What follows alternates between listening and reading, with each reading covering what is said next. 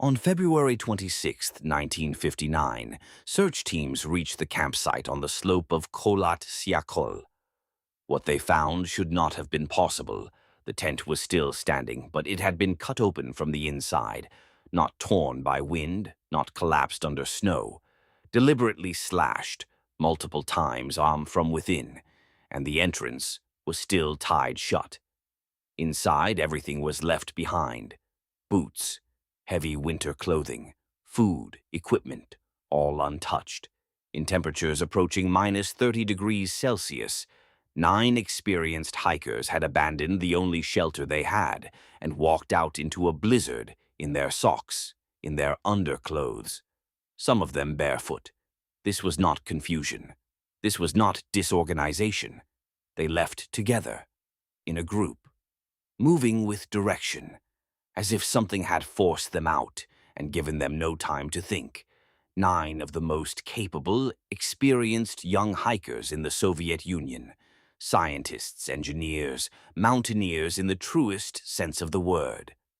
Led by Igor Dyatlov, they set out in January of 1959 on a Category 3 expedition into the northern Ural Mountains, the most demanding classification in Soviet mountaineering. They passed through the last inhabited town on January 28th, disappeared into the wilderness, and established their final camp on the evening of February 1st, on the open slope of a mountain the indigenous Mensi people called Kholat Syakhl, the Dead Mountain. The last diary entry, written that same evening, showed no sign of fear. It was signed with a small, hand-drawn figure. By the end of February, with no telegram, no word, and no sign of the group, a search and rescue party was dispatched into the mountains. And on the afternoon of February 26th, they found something that stopped them completely.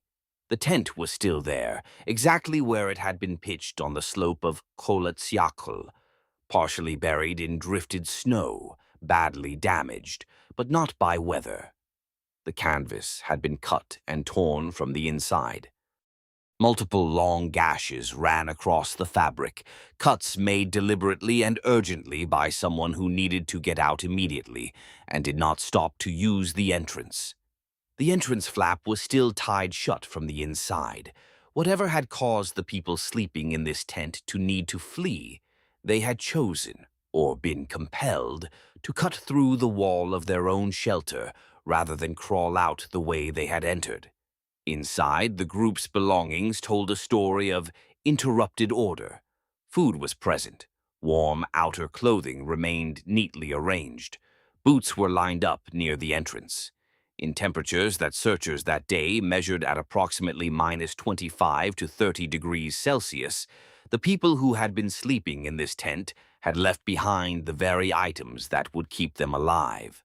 They had run into a blizzard in their socks, in their sleeping underclothes, barefoot in some cases, and they had run together in a group, moving down the slope toward the tree line, nearly 1.5 kilometers below. The tracks were still partially visible in the snow. They did not scatter in the frantic, random pattern of individual panic.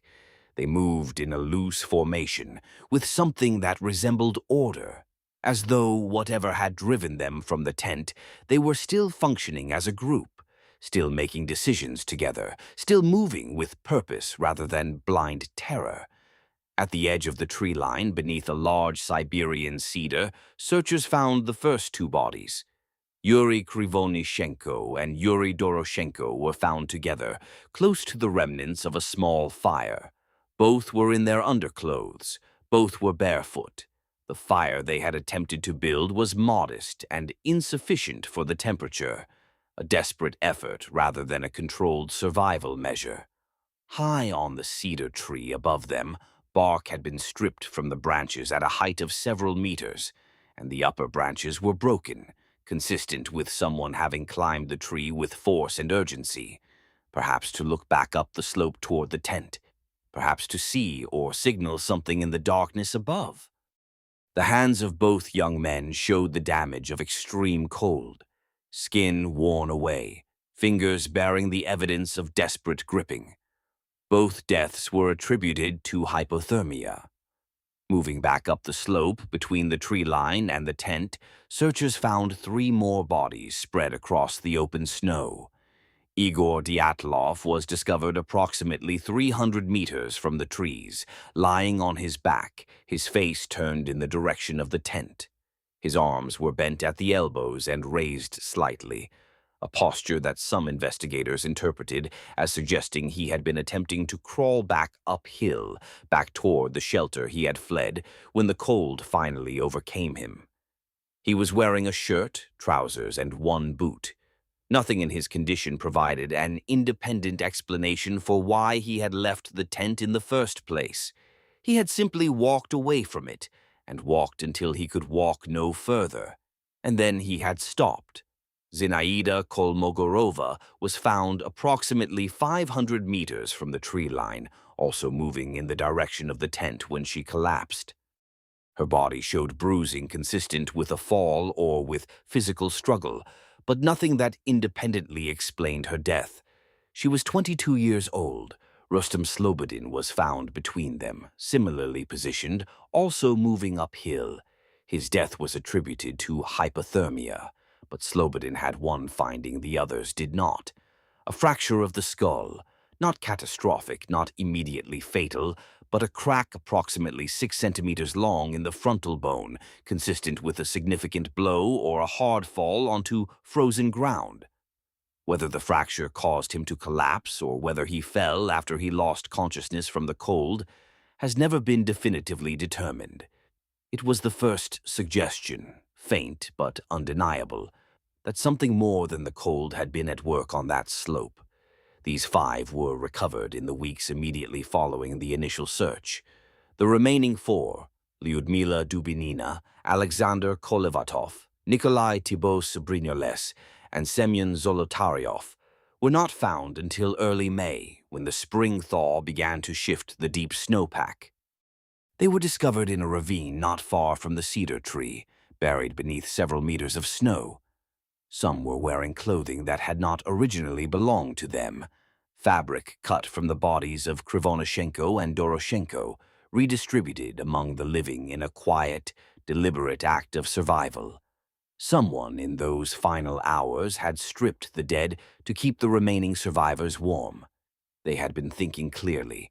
They had been trying very hard to live. What the forensic examination of these 4 bodies revealed is where the Dyatlov Pass Incident crosses from tragedy into something that has occupied investigators, scientists, and researchers for more than 6 decades without resolution. Because what the examiners found in that ravine did not fit neatly into any explanation that the known world of physics and medicine could comfortably provide. And the closer anyone looked, the less the evidence seemed willing to cooperate with any single theory that tried to contain it.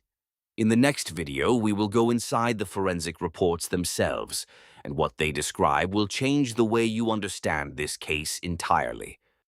3 of the 4 ravine victims had injuries so catastrophic, so internally devastating, and so externally inexplicable that the chief medical examiner could only compare them to the aftermath of a high-speed vehicle collision.